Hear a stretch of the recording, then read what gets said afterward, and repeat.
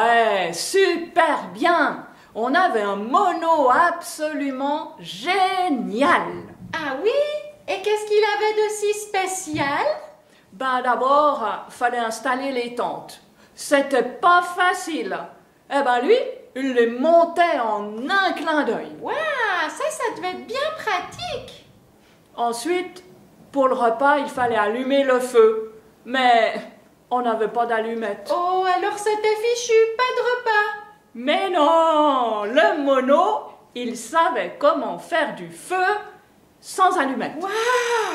Oh, ben dis heureusement qu'il était là. Ouais, grâce à lui, il n'y a pas eu d'accident, personne s'est perdu et il a fait super beau. C'est vraiment un super mono. Ah ouais. T'es sûr que tout ça c'est juste grâce à ce mono? Ben oui, enfin, je pense.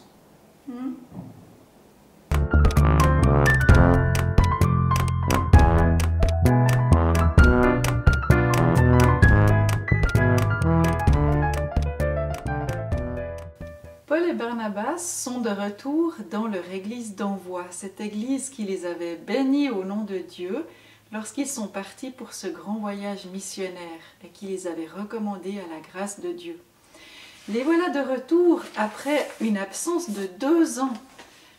Quelle longue période durant laquelle l'Église n'avait pas eu beaucoup de nouvelles de leur part, certainement, puisqu'à cette époque, il n'existait ni téléphone portable, ni ordinateur pour envoyer des messages par mail.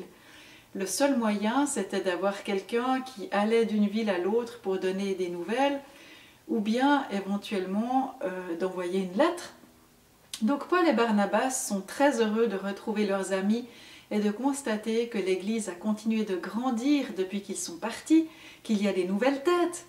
Et puis, de leur côté, les anciens de l'Église d'Antioche sont aussi très rassurés de voir que Paul et Barnabas reviennent en bonne santé et qu'ils sont même enthousiastes de raconter toutes les aventures qu'ils ont pu vivre durant ces 2 ans. Donc on rassemble toute l'Église et les gens vont avoir le privilège d'entendre le récit missionnaire de ce que Paul et Barnabas ont vécu. Si tu avais été un enfant, certainement que tu aurais eu du plaisir à être assis dans les rangs de ces auditeurs et d'entendre comment Paul raconte tout ce qu'ils ont vécu ensemble. Certainement que tu aurais été impressionné en entendant le récit de leur passage sur l'île de Chypre et la façon dont Paul avait ordonné à Élymas de devenir aveugle au nom du Seigneur Jésus parce qu'il s'opposait à ses paroles, et comment le responsable de l'île, Sergius Paulus, avait accepté le Seigneur Jésus dans sa vie. Certainement aussi que tu aurais peut-être tremblé en entendant comment à Iconium, malgré tous les miracles que Paul et Barnabas avaient réalisés, certains hommes méchants s'étaient mis à lui lancer des pierres et l'avaient lapidé au point qu'on croyait qu'il était mort. Mais Paul avait pu se relever et continuer son voyage grâce à Dieu. Certainement aussi que tu aurais pouffé de rire en entendant qu'en arrivant en Lycaonie, alors qu'il venait de guérir un homme boiteux, les hommes religieux de cette ville les avaient pris pour des dieux et étaient venus leur offrir un sacrifice. Tous ces récits étaient impressionnants.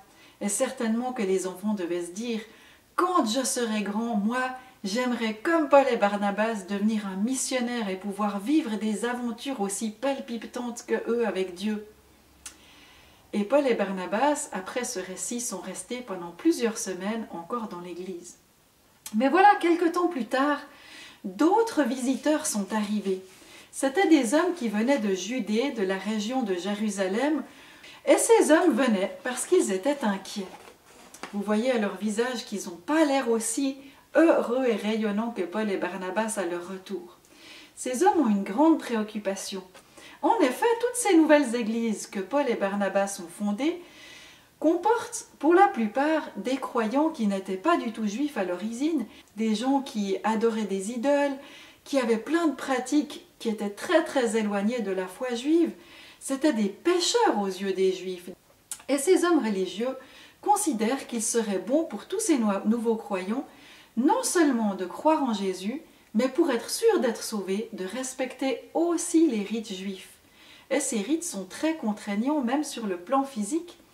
Alors un grand débat s'ouvre dans l'Église pour savoir quel est le moyen d'être sauvé. Est-ce qu'on peut simplement croire en Jésus et puis accepter Jésus dans sa vie et penser que désormais le ciel nous est ouvert? Ou est-ce qu'il faut en plus aussi respecter des pratiques? Ces hommes argumentent en disant « mais Jésus lui-même était juif. Jésus aussi, il a respecté les lois de ses ancêtres. Et ça ne l'a pas empêché, parce qu'il était le Fils de Dieu, de prendre au sérieux toutes les lois que Dieu avait données. Alors certainement que les chrétiens devraient faire de même. » Mais Paul leur répond « mais non, pas du tout. Dans toutes les villes où j'ai été enseigner la foi, Dieu n'a jamais demandé que ces hommes se fassent juifs. Au contraire, il a accordé son Saint-Esprit comme la marque de leur appartenance à Jésus, simplement parce qu'ils l'acceptaient par la foi. » Et comme le débat s'envenime et qu'on n'arrive pas à tomber d'accord, on décide d'entendre avec les responsables de l'église d'Antioche d'envoyer Paul et Barnabas à Jérusalem, dans l'église mère, pour porter ce débat jusque vers eux et décider de la façon dont on va traiter cette affaire. Paul et Barnabas donc vont quitter encore une fois l'église d'Antioche pour faire un voyage de 400 km qui les amènera à Jérusalem, où ils vont rencontrer les apôtres et les responsables de l'église mère. En arrivant à Jérusalem, le débat est ouvert une nouvelle fois, et en effet, les gens ne sont pas d'accord sur la conduite à suivre. Pierre, un apôtre reconnu de toute l'église comme un des piliers de l'église, prend la parole et il leur dit « Mes frères, souvenez-vous, moi aussi j'ai été envoyé par Dieu jusque chez les Samaritains, ces habitants de la Judée tout au nord, et les Samaritains qui étaient des étrangers ont reçu Jésus dans leur cœur uniquement par la foi, parce qu'ils ont cru que Jésus était le Sauveur. Le Saint-Esprit leur a été donné comme à nous, alors qu'ils n'étaient pas juifs et qu'ils ne se sont pas convertis au judaïsme. Donc si Dieu les a acceptés comme ses enfants et comme une partie de notre peuple, c'est que certainement le Saint-Esprit est la seule marque de notre appartenance à Jésus. On n'a pas besoin en plus de pratiquer la foi juive et de s'ajouter des marques physiques différentes. Le Saint-Esprit est l'attestation que Dieu met dans notre cœur, comme quoi nous sommes acceptés comme ses enfants et que nous appartenons à sa famille. Alors le silence se fait parmi les contestataires et Paul et Barnabas peuvent à leur tour raconter à l'église de Jérusalem tout ce qu'ils viennent de vivre durant ce voyage qu'ils ont accompli. Et les voilà qui, comme à Antioche de Syrie, se mettent à raconter toute l'histoire qu'ils ont vécue, toutes les conversions qu'ils ont pu expérimenter et comment est-ce que Dieu a agi à travers leurs moyens et comment est-ce que Dieu a amené des hommes et des femmes à se tourner vers lui. Et il confirme la parole de Pierre en disant « Mais oui, c'est bien Dieu qui a permis que ces miracles s'opèrent. » Tous ces hommes qui étaient idolâtres, qui étaient attachés à leurs pratiques, qui avaient l'habitude de faire des choses qui ne plaisent pas du tout à Dieu, lorsqu'ils ont reçu dans leur cœur la conviction qu'ils étaient des hommes pécheurs et qu'ils ont accepté que Jésus était bien le Sauveur venu pour accomplir la loi à leur place, ils ont accepté que le Saint-Esprit vienne éclairer leur cœur. Lorsque Paul et Barnabas ont fini leur récit, c'est Jacques, un autre apôtre de l'Église, qui prend à son tour la parole et qui résume tout ce qui a été dit. Donc Jacques propose de ne pas créer de difficultés aux païens qui se convertissent à Dieu, mais de leur écrire simplement en leur faisant quelques recommandations. Alors ils écrivent la lettre suivante. Les apôtres et les responsables de l'Église adressent leurs salutations aux frères d'origine païenne qui habitent Antioche. Nous avons appris que certains frères venus de chez nous ont jeté le trouble parmi vous et vous ont désorienté par leurs paroles. Or, ils n'avaient reçu aucun mandat de notre part. C'est pourquoi nous avons décidé à l'unanimité de choisir des délégués et de vous les envoyer avec nos chers frères Barnabas et Paul qui ont risqué leur vie pour la cause du Seigneur Jésus-Christ. Nous vous envoyons donc Jude et Silas qui vous confirmeront de vive voix ce que nous vous écrivons.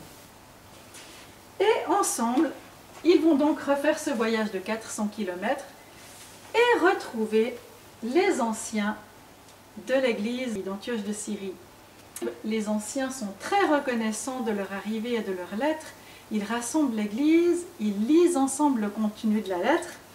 La Bible nous dit que les frères ont été réjouis de l'encouragement qu'ils y trouvaient, parce qu'ils pouvaient voir que désormais, ils n'avaient pas d'autre contrainte que celle de croire en Jésus et qu'on n'avait pas décidé de leur imposer d'autres lois, d'autres règles. C'était un grand pas dans l'histoire puisque cette décision, qui a été connue désormais sous le nom de Concile de Jérusalem, a servi en fait de loi pour toutes les églises qui seront créées par la suite. C'était une manière de montrer à tout le monde que l'Église était désormais ouverte à tous les hommes et qu'il n'y avait pas besoin de pratiquer des règles, quelles qu'elles soient, pour être sauvé, qu'uniquement, la seule chose qui comptait, c'était de recevoir le Saint-Esprit en acceptant l'œuvre que Jésus avait faite, en prenant notre péché sur lui, en acceptant de mourir à notre place sur la croix. Désormais, la porte de l'Église est ouverte à tous les hommes, de toutes tribus, de toute nation, de toute origine, et cette entrée dans l'Église est gratuite, au même titre que l'amour de Dieu est gratuit et qu'il nous l'offre généreusement. Et puis un jour, Paul a dit à Barnabas, « Moi je trouve qu'après tout ce temps, on devrait retourner visiter toutes les villes dans lesquelles nous avons fondé des églises, pour aller voir comment les chrétiens se portent et pour les encourager, pour voir si leur foi tient bon. » Et voici donc Paul qui décide de reprendre le bateau et de repartir pour de nouvelles aventures. Mais ça, ce sera un récit pour plus tard.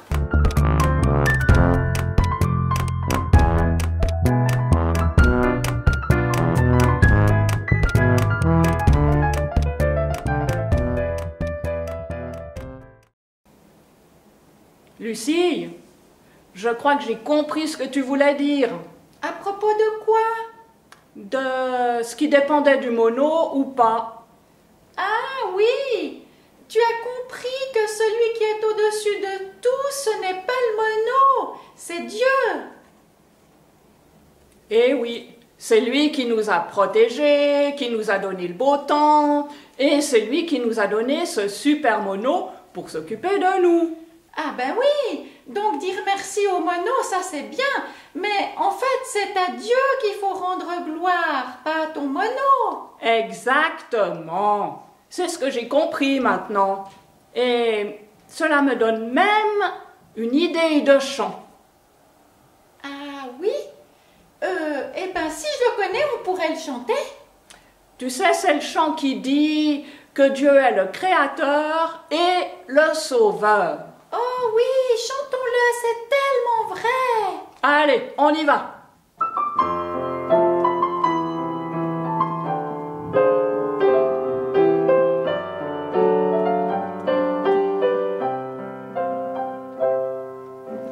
Je veux chanter tes merveilles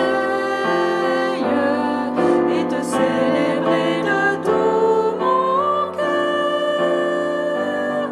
Je dirai la splendeur de ta majesté, mon Dieu, mon Créateur. Je dirai partout ton immense bonté, car tu es mon sauveur.